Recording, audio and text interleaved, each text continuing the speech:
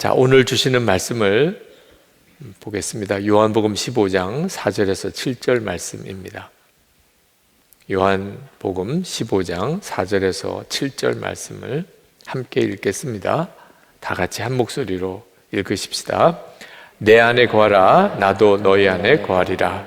가지가 포도나무에 붙어 있지 아니하면 스스로 열매를 맺을 수 없음 같이 너희도 내 안에 있지 아니하면 그러하리라. 나는 포도나무요 너희는 가지라. 그가 내 안에 내가 그 안에 거하면 사람이 열매를 많이 맺나니 나를 떠나서는 너희가 아무것도 할 수 없습니다. 사람이 내 안에 거하지 아니하면 가지처럼 밖에 버려져 마르나니 사람들이 그것을 모아다가 불에 던져 사르느니라. 너희가 내 안에 거하고 내 말이 너희 안에 거하면 무엇이든지 원하는 대로 구하라. 그리하면 이루리라. 아멘. 조금 오래되긴 했습니다만 한번 금요성령 집회 때 두 다리가 절단된 의족을 하신 분이 기도를 받으러 나오신 적이 있었습니다. 불의의 사고로 두 다리를 절단할 그런 상황에 되고 그리고 의족을 하셨는데 기도 제목이 하나님이 죽음에서 나를 건져주신 것은 참 감사한데 그런데 왜 온전히 지켜주지는 않으셨습니까? 그런 원망이 계속 있다는 거예요. 죽지 않게 그래도 그 가운데 생명을 지켜주신 건 참 고맙지만 이렇게 의족을 하고 살아야 하는 것은 너무 마음이 힘들다.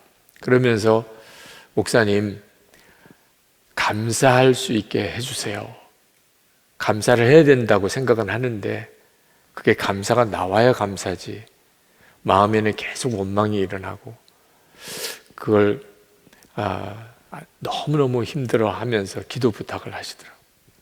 제가 그분을 머리에 손을 얹고 기도하려는데 그냥 눈물이 나더라고요. 그 심정이 그렇게 마음에 그냥 와닿더라고요. 얼마나 힘들겠어요. 두 다리 다 의족을 하고 앞으로 어떻게 살아가야 되나 그런 마음의 심정이 어떨까 그런 생각이 들더라고요. 그때 정말 간절히 성령께 구했어요. 성령께서만 하실 수 있습니다. 주님을 만나게 하시고 그리고 하나님의 나라를 보게 하소서. 예수님 재림에 오실 때 그 다리도 완전히 회복시켜 주신다고 하셨거든요. 우리 주님 재림에 오시면 그러면 우리가 몸이 온전한 몸으로 그때 다 회복이 됩니다. 성령께서 그것을 알게 하시고 믿게 해주세요. 하나님이 그분에게 다시 다리가 다 온전하게 되어지는 역사를 못 하실 리는 없겠죠. 하나님이 하시려고만 하시면. 그러나 지금까지 그와 같은 일들이 일어났다는 경우를 거의 보지를 못했어요. 물론 역사에 정말 나면서 걷지 못했던 그 솔로몬 그 성전에 앉아있던 그 사람도 나사렛 예수의 이름으로 벌떡 일어나는 일도 있었고 김익두 목사님 집회 때 그런 기적도 있었다고 하는 이야기는 듣지만 그런 일을 하나님이 지금도 행하시는 경우는 거의 보지를 못했어요. 왜 그럴까?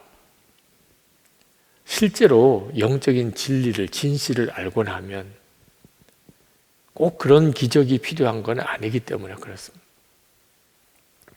우리가 정말 영적인 눈이 열리고 나면 예수님이 우리와 함께 계신 것과 하나님의 나라와 주님이 재림에 오시고 그리고 우리의 육신과 영이 완전히 새로워지는 하나님의 역사를 정말 알고 나면 그러면 이거 해주세요, 저거 해주세요.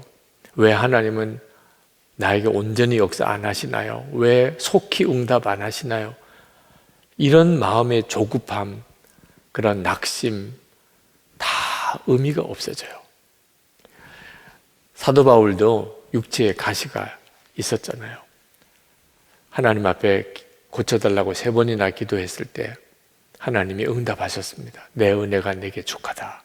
내가 약할 때 온전해진다. 사도 바울이 눈이 뜨였어요. 그리고 난 다음에 사도 바울은 더 이상 고쳐달라고 안 했습니다.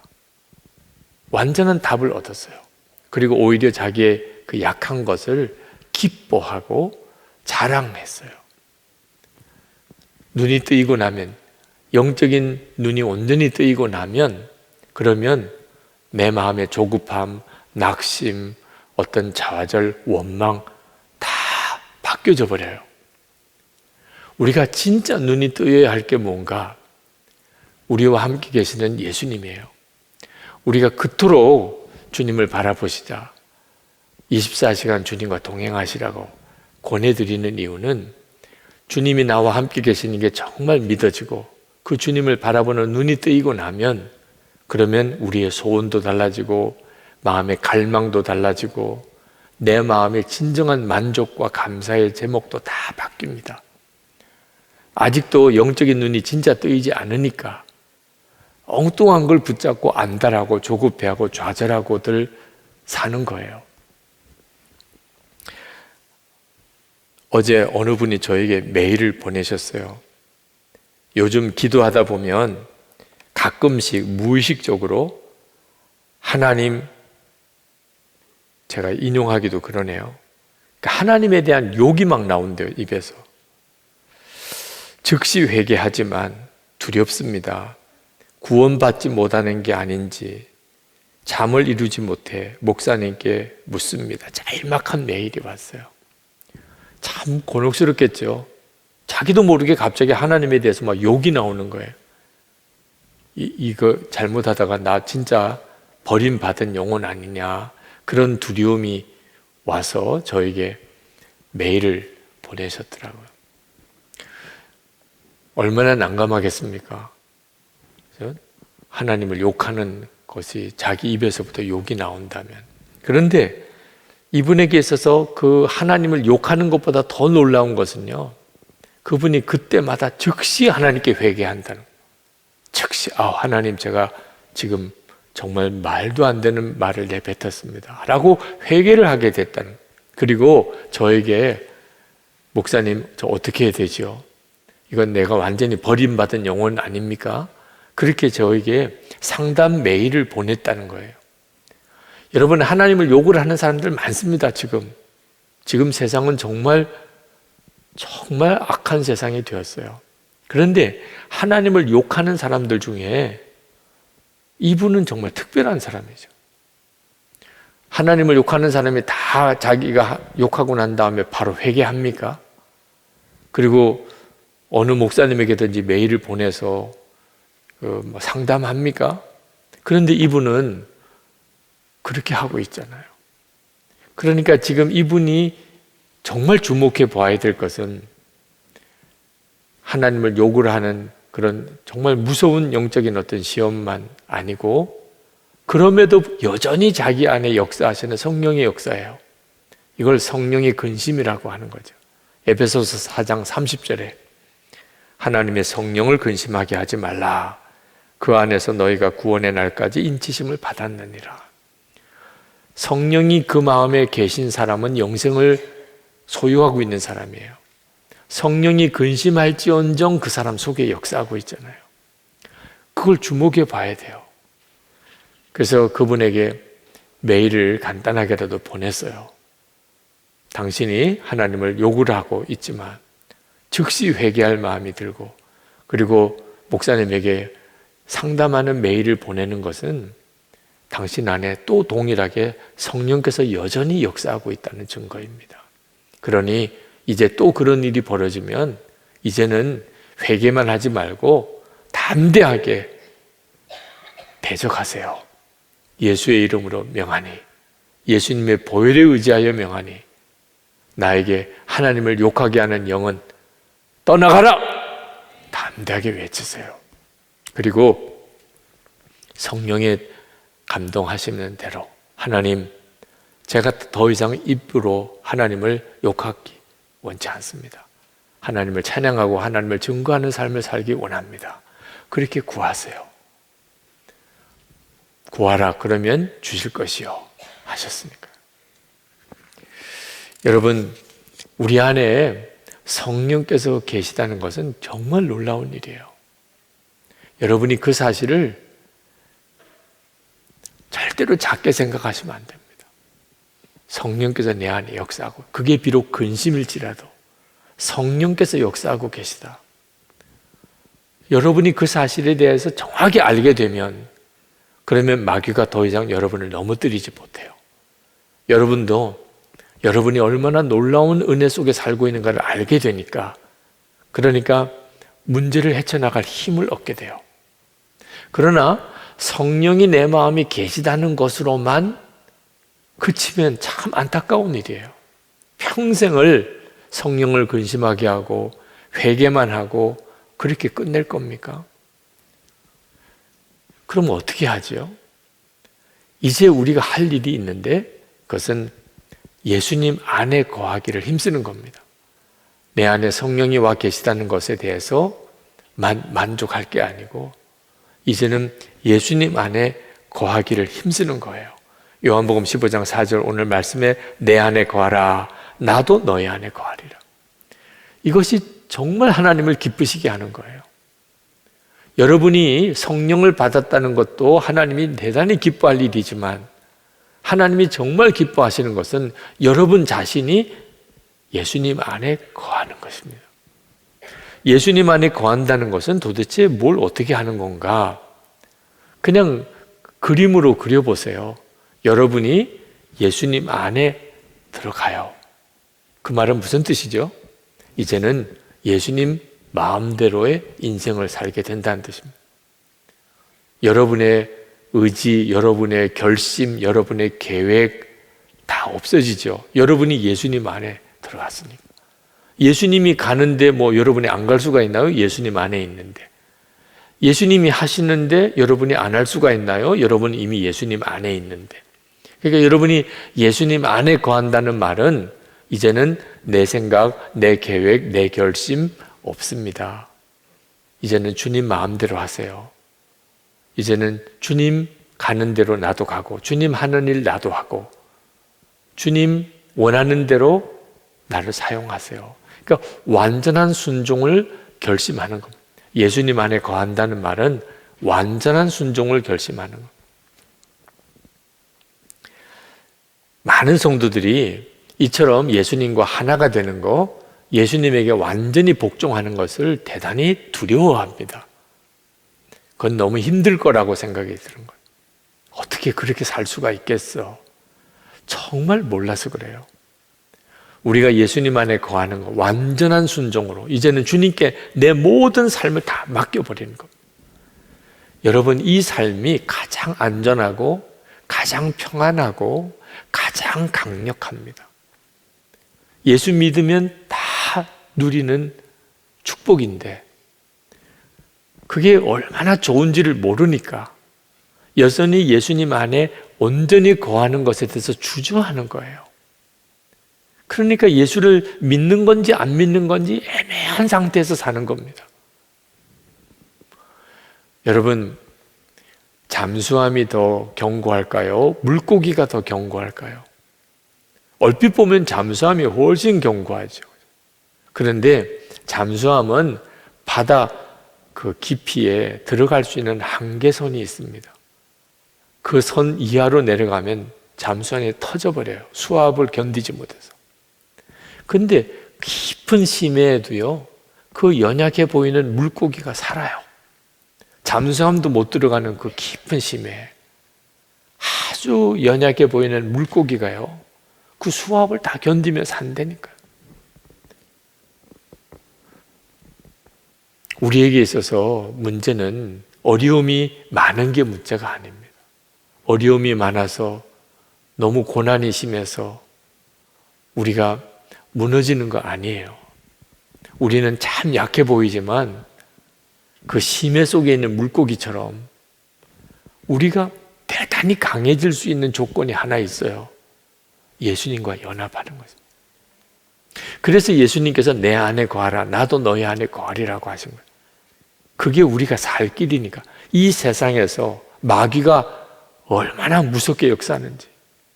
오늘도 우리가 보혈 찬송을 부르고 보혈의 권세에 의지하여 우리가 마귀의 권세가 꺾어지기를 우리가 기도하고 선포했는데, 그만큼 영적인 시달림이 많아요. 어떻게 이기죠? 예수님과 연합해서 이기는 겁니다. 우리가 예수님과 함께 십자가에 죽고 예수님으로 살게 하시는 이유, 그것만이 세상을 이기는 길이니까. 내 안에 거하라, 나도 너희 안에 거하리라. 그러면 열매를 많이 맺을 것이라. 그 길밖에는 없으니까.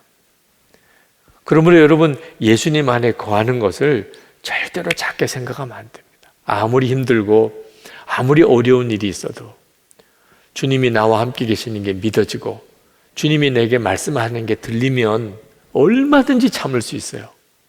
아무리 힘들고 아무리 견딜 수 없을 것 같아도요, 다른 사람이 볼 때는 당신 어떻게 견딥니까 싶어도요, 주님이 함께 계시는 게 믿어지고 주님의 음성이 들리면 얼마든지 견뎌요. 얼마든지 이겨나갈 수 있어요. 많은 하나님의 사람들이 다 그렇게 이겨나갔어요. 이제는 끝인 것 같다, 더 이상 견딜 수가 없다, 이런 마음이 어느 순간에 싹 사라져 버립니다. 오히려 고난에 대해서 감사하는 마음이 생겨요. 주님을 바라보는 눈이 뜨이는 것이 열쇠예요. 주님의 음성을 듣는 귀가 열리는 것이 열쇠라니까요. 제가 한번 어느 집회에 가서 원수도 사랑하라 하는 제목의 설교를 했어요. 그 설교를 할 때마다 늘 경험하는 거지만 도무지 잘 상상이 안 되는 설교를 하는 거 있는 거잖아요. 원수를 사랑하라. 그런데도 마음이 그렇게 뜨거워요. 근데 설교를 끝내고 나면 다시 내가 진짜 잘 설교한 건가? 원수를 정말 사랑하는 게 가능하냐? 이런 생각이 또 확 들어와요. 숙소에 들어와서 내가 오늘 설교를 잘했나? 너무 교인들에게 너무 무리한 말씀을 전한 거 아닌가? 원수를 사랑할 수 있나? 그러면서 잠이 들었는데 깼어요. 1시 반 정도 됐어요. 그래서 새벽 기도 집회도 인도를 해야 되는데 더 자야 되는데 정신이 맑아졌어요. 다시 생각이 나는 거예요. 원수도 사랑할 수 있나? 정말 그럴 수 있나? 근데 그때 참 신기한 경험을 했습니다. 제게 무슨 원수가 있지는 않아요. 근데 원수가 있으면 어떤 심정일까 하는 것이 확 느껴지는 거예요. 마치 주님이 저에게 원수가 있는 사람의 심정이 어떤가를 경험하게 해주시는 것처럼, 얼마나 가슴이 떨리는지, 또 얼마나 두려운지, 원수가 있다는 게 이렇게 힘든 거구나. 원수가 있는 것 자체도 고통스러운데 그 원수를 사랑하기까지 해야 된다. 이건 불가능한 일이잖아. 그런 마음이 드는데 진짜 원수를 사랑하는 설교는 잘못 설교를 한 것 같더라고요. 새벽에서 나가가지고 그 교회 교인들에게 회개를 해야 될 어제 설교 제가 잘못했습니다. 정말 뭘 모르고 설교했습니다. 이렇게 해야 될 것 같은 느낌이 들더라고요. 근데 그때 주님께서 저에게 말씀하세요. 원수를 만날 때, 그런 일을 겪을 때, 그때마다 내가 원수를 어떻게 사랑할까? 원수를 사랑해야지. 그러면 못한다는 거예요. 원수를 사랑하는 것은 그렇게 해서 될 수 있는 일이 아니라. 언제만 가능하냐? 예수님 안에 완전히 나 자신을 맡겨버릴 때. 마음속에 순종할 건지 말 건지 이젠 더 이상 그 자체가 고민이 안 돼요. 왜? 완전한 순종을 결단했으니까. 어떤 사람을 만나든지 그 사람이 원수일지라도 나에게는 선택의 여지가 없어요. 사랑하라. 이미 결론 내렸어요. 그러지 않으면 못하는 일이라. 제가 자리에서 일어나서 다시 잤다가는 그거 잊어버릴 것 같더라고요. 그래서 그걸 썼어요. 원수도 사랑하는 건 어떻게 해서 사랑할 수 있나. 진짜 예수님께 나 자신의 삶을 완전히 맡길 때만 예수님과 온전히 하나가 되고 나는 죽고 예수로 살고 이제는 내게는 순종밖에 없어요. 일을 만날 때 그때마다 순종해야지 이게 아니고 나는 무조건 순종밖에 없어. 무슨 일을 만나든지 누구를 만나든지 나는 순종밖에 없는 사람만이 할 수 있는 일이라. 그래서 우리가 예수님 안에 거하는 것을 하나님이 기뻐하시는 거예요. 예수님 안에 거한 사람, 여러분이 지금 예수님 안에 거하여 있으면 주님이 너무 기뻐하세요.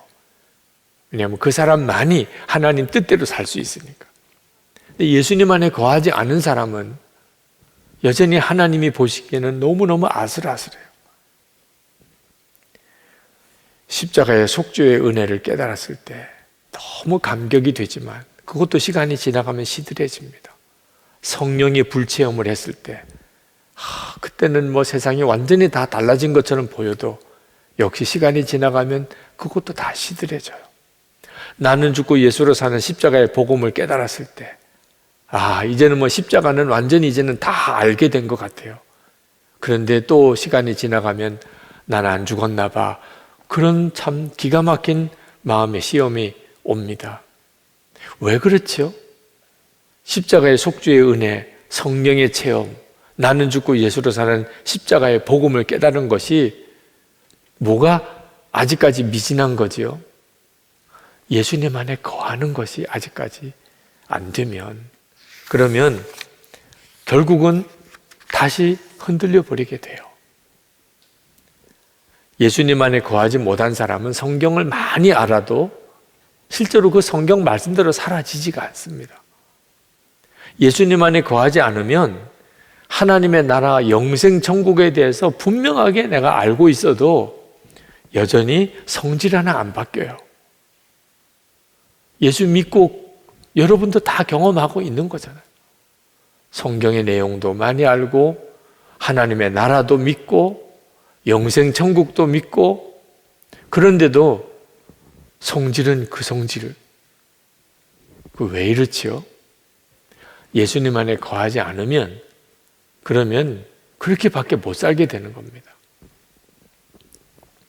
6절 말씀 요한복음 15장 6절에 사람이 내 안에 거하지 아니하면 가지처럼 밖에 버려져 마르나니 사람들이 그것을 모아다가 불에 던져 살려내리라. 성경을 많이 알아도 놀라운 성령 체험을 했어도 그가 다른 사람에게 성경을 가르칠 수 있는 사람까지 되어도 다 소용없어요. 내 안에 거하지 않으면 그러면 영적으로 다 메말라져 버립니다. 주님 안에 거하면 그러면 내가 그냥 주님 안에 거해요. 그러면 내 주변 사람, 가족들, 교우인들, 직장 동료들, 이웃집 사람들 다 힘을 얻습니다. 여러분 어떤 사람을 만나면 그냥 그 사람을 만난 것만 가지고도 은혜가 되는 사람이 있습니다. 그 사람하고 잠깐 대화를 한 것만 가지고도 내 마음이 확 시원해져요. 그 사람하고 이렇게 만나서 그분이 하는 이야기를 듣기만 해도 기도하고 싶어지고 성경 보고 싶어지고 모든 죄 다 청산하고 싶고 나도 좀 정말 성령에 충만한 삶을 살고 싶고 이런 분이 있어요. 그분이 어떤 분이죠? 주님 안에 거하는 분이에요. 주님 안에 거하는 분하고 만나면 그냥 내가 영적인 엄청난 힘을 얻어요. 그러니 여러분이 가족들을 위해서 해줄 수 있는 최고의 섬김이 여러분이 주님 안에 거하는 거예요. 여러분이 주님 안에 거하면 남편이, 아내가, 부모님, 자녀들이 그냥 다 영적인 힘을 얻어요. 여러분이 그냥 주님 안에 거하면 여러분의 속회 식구들이 다 은혜 받아요. 여러분이 주님 안에 늘 거하는 삶을 살면요, 다 예수 동행 일기도 잘 써요. 쓰고 싶어지니까 나도 좀 일기 써야 되겠어. 이런 마음이 그냥 생기게 되니까 여러분이 주님 안에 거하면 여러분 주변에 예수 믿고 싶은 사람들이 막 생겨나요. 세상에 이렇게 간단한 방법이 있다니까요. 주님 안에 거하는 것이 우리 하나님이 정말 기뻐하시는 거예요. 우리가 순종하면 우리도 예수님을 경험하게 돼요. 사도행전 5장 32절에 하나님께서 자기를 순종하는 사람들에게 주시는 성령이라고 그랬어요. 여러분이 정말 여러분 안에 성령 하나님이 계시고 역사하시는 것을 그냥 마음으로만 그러시겠지라고 생각하지 않고 실제로 그렇게 경험하고 싶으신 분. 오늘도 성령 집회 때 위에서 기도하면서 하나님, 오늘 저녁 성령 집회는 우리 주님의 극장입니다. 예수님께서 모든 각본을 쓰시고 예수님이 주인공이시고 예수님이 친히 역사하시고 그 문제로 정말 한참을 기도했어요. 저는 성령 집회 때마다 주님은 그 일을 행하신다고 정말 믿습니다. 그리고 지나고 나면 꼭 그런 일에 대한 간증을 들어요. 근데 어떻게 하면 우리가 그렇게 우리와 함께 계시는 주님의 역사를 생생히 볼 수 있을까요? 순종함에 있어요. 예수님 안에 온전히 거하는 자의 순종. 그러면 반드시 하나님의 역사를 경험하게 돼요. 초대교회 사도들은 복음을 전하다가 고난을 많이 받았습니다. 붙들려 가고 매를 맞고 엄청난 고난을 당했어요. 그런데도 그분들은 계속해서 복음을 전하는 삶을 살았어요. 이유는 뭐죠? 성령의 역사를 계속 경험하고 있었어요. 그러니까 고난을 당하는 것과 성령의 역사를 경험하는 것을 같이 놓고 보면 성령의 역사를 경험하는 게 훨씬 좋은 거예요. 그러니까 고난을 당하는 것이 아무렇지도 않게 여겨질 정도. 성령의 역사가 없이 고난만 당하면 감당할 수 있는 사람이 없어요. 우리가 온전히 주님께 순종하면 그것 때문에 겪어야 될 어려움도 있을 수 있어요. 그렇지만 비교할 수 없는 성령의 역사를 경험하게 돼요. 그래서 고난을 이기는 증인이 되는 거예요. 여러분, 이 시간에도 정말 주님께 완전히 여러분 자신을 드리는 결단을 꼭 해보세요. 주님, 제가 앞으로 어떤 일을 겪을지, 어떤 일을 만날지 모르지만 저는 무슨 상황이든지 주님께 순종합니다. 이미 주님께 나를 드렸으니까 주님이 하라는 대로, 주님이 가시는 대로 저는 온전히 순종합니다. 여러분이 그렇게 분명히 결단해 보세요. 그 점을 분명하게 하지 못하면 그러면 하나님의 은혜는 부족함이 없으신데도 여러분은 계속 뭔가 부족한 것이 있는 삶을 살게 돼요. 벌써 오래전 이야기입니다만 캐나다 몬트리올에 집회를 갔을 때 나 저녁에 말씀을 전하고 기도 받으시려고 하는 분들이 많으셔서 거의 자정이 될 때까지 안수 기도가 이어졌어요. 근데 그때 전도사님이 따로 계신 교회가 아니었기 때문에 목사님은 제 옆에서 기도를 도우시고 그러니까 교인들 기도 받으시러 오는 분들 이렇게 순서를 정해드리고 그 교인들을 이렇게 질서를 잡아주고 그 일을 어느 집사님이 하셨어요. 제가 안수기도 하면서 보니까 그 집사님이 정말 그 일을 잘 하시더라고요. 어느 전도사님 못지않게 잘 하셔서 그날 저녁 안수기도회가 그래도 잘 마쳤어요. 그래서 이제 다 기도를 받으시고 가시고 이제 그 집사님만 남으셨어요. 그래서 그 집사님이 목사님 저도 좀 기도해 주세요. 엄청 힘들었지만 안 할 수가 없어요. 그걸 전부 다 그 집사님이 다 옆에서 섬기고 안수기도를 다 도왔으니 기도해 드려야죠. 그랬더니 그 집사님이 그 예배당 가운데서 무릎을 꿇으세요. 기도해 달라고. 그래서 그 집사님 머리에 이렇게 손을 얹었는데 갑자기 너무 강하게 성령께서 제 마음을 이렇게 만지시는데 무슨 이유인지는 모르고 사정도 모르겠어요. 그냥 하나님께서 왜 나를 의심하느냐? 왜 나를 의심하느냐? 하십니다. 그런 마음이 확 드니까요. 그 집사님이 얼마나 통곡을 하고 우는지요. 그럼 왜 하나님이 나를 의심하느냐 하십니다. 그 집사님이 그렇게 열심히 잘 교회도 섬기고 그러시지만 마음이 아직도 해결되지 않은 게 뭐가 있었던 것 같아요. 자세하게 그 집사님의 사정을 듣지는 않았어요.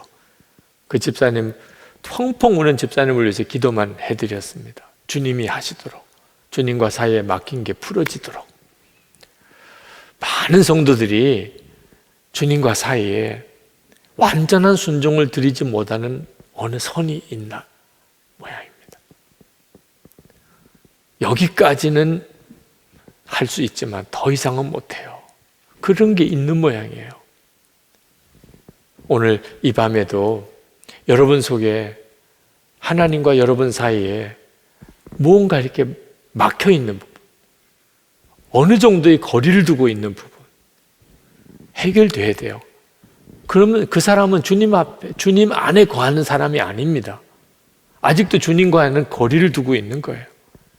주님을 안 믿는 건 아니에요. 주님께 순종도 하기는 해요. 어느 선까지는. 근데 완전히 주님 안에 거하지는 않아요. 주님이 너무 지나친 것을 말씀하시면 도망갈 생각. 네. 하여튼 그런 계산을 가지고 있는, 완전히 주님께 맡기지는 못하는, 바로 그것 때문에 하나님이 나에게도 모든 은혜를 다 부어주시지 못하시는 거예요. 저희 친아버님은 소천하시고 저희 양 아버님이 미국에 지금 생존해 계신데, 그 양 아버님은 저희에는 큰아버지이십니다. 호적상으로는 저희 부친이시지만 형제분이세요. 큰 아버님에게 자손이 없어서 제가 태어나자마자 아주 호적 입적을 그냥 큰아버지에게로 했습니다. 옛날이니까 그런 일이 가능했겠죠. 제가 아버님 만나서 들어보니까 그 형제분이, 남자분이 4분이 계셨대요. 그리고 이제 저에게는 고모님이 되시죠. 2분이 계셨는데, 2 형제 또 한 따님은 폐결핵으로 돌아가셨어요. 저희 큰아버님이 6.25 전쟁 때 인민군으로 강제 동원이 되셔서 저희 아버님은 국군이고 큰아버님은 인민군으로 6.25 전쟁 때 기가 막힌 정말 참 그런 처지가 됐었죠. 근데 큰아버님이 포로로 잡혀와서 거제도 수용소에서 계시다가 이제 국군 포로 때, 포로 그 석방 때 그때 풀려나셨어요. 그리고 부산에서 장사를 하시는데 꽤 사업을 잘 하셨습니다. 제 어린 시절에 큰아버님 댁에 가서 이렇게 지낸 때 보면은 꽤 잘 사셨다, 그런 느낌이 들었어요. 근데 어느 날 몸이 안 좋으셔가지고 병원에 갔더니 폐결핵이라는 진단을 받으셨어요. 그때 저희 아버님이 크게 낙심을 하셨던 거예요. 위로 형 2분이 폐결핵으로 돌아가시고 누이도 폐결핵으로 죽었어요. 아, 나도 죽는구나. 갑자기 그런 마음이 드셨던 거예요. 그래서 장사하던 거 다 정리하고 서울로 올라오시고, 그리고는 이제 죽을 날이 얼마 안 남았는데 그러시면서 그냥 매일 극장에 나가시고 그렇게 지내셨어요. 어느 날 그 교회에 부흥회가 있다고 그래서 부흥회에 참석을 했는데, 그 부흥 강사 목사님이 말씀을 전하시고, 여러분 중에 병든 사람을 위해서 기도해 드릴 테니까 나오시라. 그 당신이 폐결핵으로 죽을 날만 기다리고 있는 입장이니까 나오셨대요. 근데 그 부흥 강사님이 다 손을 얹고 기도를 이렇게 하시더니, 여러분 중에 죄가 있어서 병이 든 사람이 있습니다. 그렇게 말씀을 하는데 확 나를 향하여 하시는 말씀이구나. 정말 성령께서 깨우쳐 주신 거죠. 나를 향하여 하신 말씀입니다. 내가 지금 폐결핵으로 있는 것은 이것은 죄로 인하여 온 거구나. 그러면서 막 통의 자복이 일어난 거예요. 결혼하시기 전까지 그때 아버님의 지나는 삶 속에 그렇게 지었던 어떤 죄가 있으셨대요. 정확히 그게 어떤 건지는 말씀을 안 하시지만 어머니에게 그날 저녁에 집에 가서 여보, 내가 사실은 이런 죄를 지었어. 어머님도 참 기가 막히시지만 어떻게 해요? 우리 같이 하나님께 회개합시다. 그리고 목사님 찾아가서 또 그 지난날에 지은 죄지만 목사님 앞에 다 고백하고 또 목사님이 기도를 받고 그리고는 완전히 사람이 바뀌신 거예요. 그리고 성령 체험하고 기도문이 열리고 그리고 이제 장로로 섬기시다가 기도원을 하셨어요. 문경에 점천에 거기에 과수원 겸 기도원 원장을 하시고 섬기다가 미국에 가셔서도 기도원을 하시고 70세에 목사가 되셨어요. 성결교회 목사가 되셨습니다. 저희 부친의 이야기를 이렇게 가만히 들으면서 예수를 다 믿는 것 같아도 진짜 예수님 안에 완전히 거하지 못하는 상태에 있는 분들이 참 많다는 거예요. 그러니까 하나님의 은혜의 역사가 삶 속에 온전히 나타나지를 않는 겁니다. 예수님께서 내 안에 거하라 그렇게 말씀하시는 데는 까닭이 있어요. 예수님 안에 온전히 거하지 않는 삶을 여러분 언제까지나 살면 안 됩니다. 여러분 이제는 정말 주님 안에 거하시고 예수님께서 여러분의 매일매일의 삶을 실제로 이끌어 가시는 것을 이제는 결단해야 돼요. 여러분의 하루는 예수님이 연출하시고 실제로 예수님이 주인공이 되시는 예수님의 극장이에요. 오늘 하루는 이렇게 지나갔지만 이제 내일 아침에는 예수님의 극장인 하루가 시작이 되는 겁니다. 여러분은 예수님 안에 완전히 거하는 거예요. 그러면 주님이 여러분 안에 거하시고 주님의 역사가 나타난다고 하셨잖아요. 여러분이 할 일은 이제 기록하는 거예요. 기록하는 거. 주님이 마음 주시는 거, 주님이 무슨 역사를 행하신 거 처음에는 긴가민가 싶기도 해요. 이게 주님의 역사인가 아닌가 다 그렇게 안 살았었기 때문에 처음에는 뭔가 희미한 것 같고 이게 이런 것 같기도 하고 아닌 것 같기도 하고 다 그런 단계를 지나지만 여러분이 하나님의 역사일 것 같아요. 이건 주님의 마음이야. 그렇게 생각나는 대로 써보세요. 기록을 계속 해보세요. 그러면 점점 더 분명해집니다. 주님의 말씀이 선명해지고 주님의 역사가 분명히 드러나고 그렇구나. 내 삶 속에도 주님이 역사하시는구나. 여러분이 다 경험하게 돼요.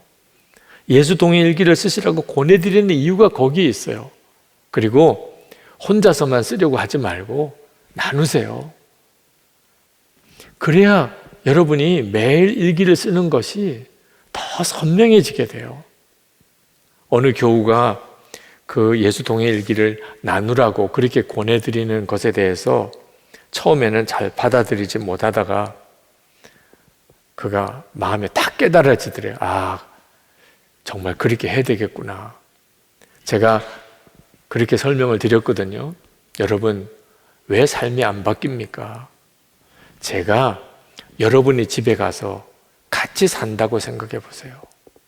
그러면 여러분의 생활이 다 바뀌지 않겠습니까? 목사가 우리 집에 와서 사는데, 목사가 와서 사는데도 그 정도라면 진짜 예수님이 여러분 안에 계시다면 어떻게 삶이 안 바뀔 수가 있겠습니까? 그래서 이분이 그 말씀을 듣고 생각해 봤대요. 유기성 목사가 우리 집에 와서 살면 어떤 일이 벌어질까? 그랬더니 몇 가지 생각이 나더래요. 우선 청소를 깨끗하게 할 것 같다. 화장실 청소를 깨끗하게 할 것 같다. 두 번째, 일단 목소리가 낮추어질 것 같다. 소리를 안 지를 것 같다. 세 번째, 대충 하던 식사 기도를 좀 오래 하게 될 것 같다. 그리고 네 번째, 식구들에게 이제는 조금 말을 한마디를 하더라도 좀 인격적인 대우를 하게 될 것 같다. 그리고 가정 예배는 반드시 드리게 될 것 같고, 일단 텔레비는 치우게 될 것 같고, 볼 일이 없으니까 시간이 나면 성경을 보게 될 것 같고, 목사님 주무실 방 이불은 갈아 자꾸 드려야 될 것 같고, 이렇게 쓰다가 보니까 와, 진짜 생활이 완전히 바뀌겠네. 목사님만 우리 집에 와서 살아도 생활이 완전히 바뀌겠네. 내가 그동안에 예수를 믿어도 생활이 안 바뀐다 그랬는데, 예수님을 진짜 내 마음에 계신 것을 안 믿었기 때문이구나. 그리고 내가 정말 예수님이 내 안에 계시다면 내가 어떻게 살아야지 그걸 철저하게 살기 위해서 일기를 쓰게 하고 그걸 나눈 방에 내가 나눠야 되겠다. 그렇게 결심했대요. 예수님 안에 거하는 삶, 그건 여러분이 결단하는 데 달려있는 거예요. 이제는 주님이 하실 일은 다 하셨어요. 어느 분은 그 말씀을 진짜 붙잡은 사람이 있고, 어떤 분은 여전히 반응을 못하는 사람이 있어요. 여러분, 나는 죽었다, 아무것도 하지 않는 거 아닙니다. 이제는 내 의지가 아니고 주님의 의지로 사는 거예요. 내 감정으로 사는 거 아니고 주님의 감정으로 사는 거예요. 내 경험으로 사는 거 아니고 주님께 항상 묻는 자세로 사는 거예요. 그래서 삶이 완전히 달라지는 거예요. 부동산 집을 지어서 분양하시는 교우가 요즘 같으면 뭐 집값이 계속 올라가는 때지만 한동안 분양이 안 돼서 이런 연립주택 같은데 참 힘들었던 때가 있었잖아요. 그때 그분이 이거 참 집은 지었는데 분양은 안 되고 어떻게 해야 될까 그렇게 고민하면서 새벽마다 와서 하나님 이거 분양 되게 해주세요. 빨리 이거 해결되게 해주세요. 그렇게 막 조르게 기도하다가 말씀이 마음에 오는데 넌 성공을 위해서 구하지 말고 의롭게 사는 것을 위해서 구하라. 내가 그동안 너무 돈하고만 살았구나. 내 문제가 이게 집 짓고 잘 파는 것만 아닌데 내 기도는 다 그 기도만 하는 거예요.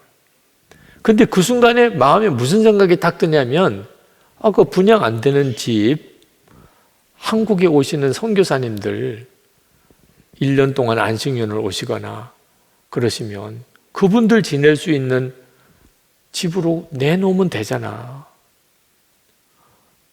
그 생각이 막 번뜩 들더래요. 내가 왜 그 생각을 못했을까? 그래서 그분이 그 선교사님들을 위해서 집을 이렇게 내놓는 일을 하시게 됐어요. 여러분, 정말 주님은 놀라운 일을 하시는 분이세요. 지금도 여러분에게도 마찬가지고. 처음에 말씀을 전할 때 2다리 다 절단된 사고를 당한 의족을 하신 분 이야기를 드렸는데, 지난번 주일 설교 때도 말씀을 드렸던 안정규 선교사님, 케냐의 그 선교사님은 맹인이십니다. 그 선교사님이 아프리카로 선교하러 가실 때만 해도 그분은 아프리카를 뒤집으러 갔어요. 근데 가서 내가 뒤집혔다. 아프리카를 뒤집으러 갔다가 자기가 뒤집혔대요. 하나님 나를 써주세요. 그렇게 기도를 했는데 하나님의 응답은 내가 나를 써라. 하나님 내가 어떻게 하나님을 쓰나요? 완전한 순종이구나. 내가 하나님께 완전히 순종하는 자가 되면 내가 하나님을 쓸 수 있는 자가 되는 거. 주인이 종에게 모든 집의 열쇠를 맡길 때는 조건이 하나 있어요. 완전히 순종하는 종이면 열쇠 맡기죠. 그죠? 그렇구나. 내가 하나님께 완전히 순종하면 그러면 내가 하나님을 쓸 수 있겠구나. 그때부터 그 안정규 선교사님의 케냐에서의 사역은 엄청난 역사가 일어나요. 그분이 한국에 와서 이렇게 교회마다 찾아가서 선교 보고를 하면 자기가 아프리카에서 경험했던 하나님에 대해서 선교 보고를 하는데 교인들은 그런 거는 하나도 안 듣고 자기가 맹인인 것만 보고 너무 불쌍해한다. 그래서 제발 나 불쌍하게 여기지 말라고. 나 행복해요. 교인들이 자기를 불쌍하게 생각하는 게 너무 안타깝더라. 아니, 눈이 안 보이는 게 그렇게 불쌍하냐고. 눈이 안 보이는 게 중요한 거 아니라고. 영적인 세계를 바라볼 수 있는 눈이 뜨 있냐 안 뜨 있냐가 중요하지. 육신의 눈은 아무 상관이 없다고. 돈, 우리 몸의 세포를 위해서는 도움이 좀 될까? 진짜 중요한 진정한 영생을 얻는 일, 하나님의 나라의 영광을 경험하는 일에는 전혀 돈은 도움이 안 되더라. 방해만 될 뿐이더라. 우리가 진짜 붙잡아야 될 것은 주님이시라고. 참 그 선교사님 말씀을 전할 때는 그냥 가슴이 콱콱 이렇게 성령께서 치시는 감동이 있으시더라고요. 주님 안에 완전히 거하는 자가 가지는 영적인 힘이에요. 자, 오늘 이 시간에 여러분, 주님이 정말 여러분에게 원하시는 것. 지금 코로나19로 인해서 이렇다 저렇다 말들이 많고 백신 문제 때문도 그렇고 선거 문제도 있고 경제적인 문제, 여러분의 가정 문제, 건강 문제, 별의별 문제들이 많지만 주님이 여러분에게 원하는 것은 주님 안에 거하는 것입니다.